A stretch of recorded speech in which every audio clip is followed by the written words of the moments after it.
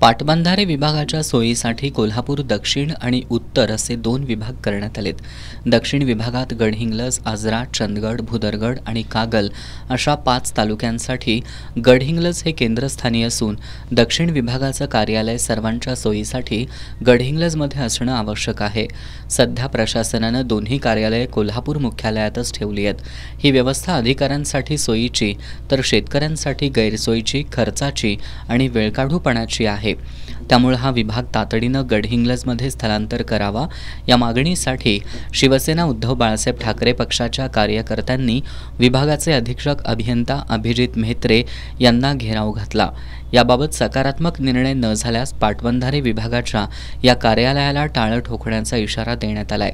आज शिवसेनेच्या वतीनं आम्ही कोल्हापूर पाटबंधारे विभागाला एक निवेदन दिलेलं आहे। साधारणतः 60 ते 70 हजार हेक्टर एवढं क्षेत्र सिंचनाखाली असेल तर ते एका वेगळ्या विभागाकडे द्यावं असं एक मार्गदर्शक तत्व आहे। जवळपास जिल्ह्यामधलं 4.5 लाख हेक्टर क्षेत्र हे सिंचनाखाली असतेवेळी कोल्हापूरचा दक्षिण आणि उत्तर असे 2 विभाग तयार केलेत। दक्षिणमध्ये चंदगड, आजरा, गडहिंग्लज, भुदरगड आणि कागलचा काही भाग येतो, पण दक्षिणचं अजूनही ऑफिस हे कोल्हापूरमध्येच आहे। चंदगडचा, आजऱ्याचा शेतकरी 100 किलोमीटर आल्यानंतर तिथले अधिकारी भेटत नाहीत।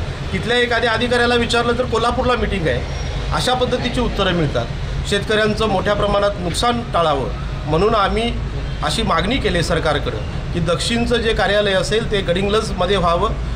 तिथं सुरुवातीपासून 2 ते 2.5 एकर जागा आहे, पण या अधिकाऱ्यांना तिथं यायचं नाही, त्यांचे भत्ते मिळत आहेत म्हणून ते इथं थांबत आहेत। आम्ही त्यांना निवेदन देतेवेळी सूचना केली की जर याच्यावरती योग्य ती कारवाई झाली नाही तर शिवसेनेच्या वतीनं शिवसेना स्टाईलनं उत्तर दिलं जाईल। आम्ही कोल्हापूरच्या दक्षिण विभागाचं कार्यालय आहे त्याला कुलपं लावू अशा पद्धतीची भूमिका ही शिवसेनेच्या वतीनं आम्ही मांडली। यावेळी संभाजी पाटील, संभाजी भोकरे, प्रकाश पाटील, सुरेश चौगुले, हर्षल पाटील, दिलीप माने, युवराज पवार, जयसिंग टिकले यांच्यासह कार्यकर्ते उपस्थित होते।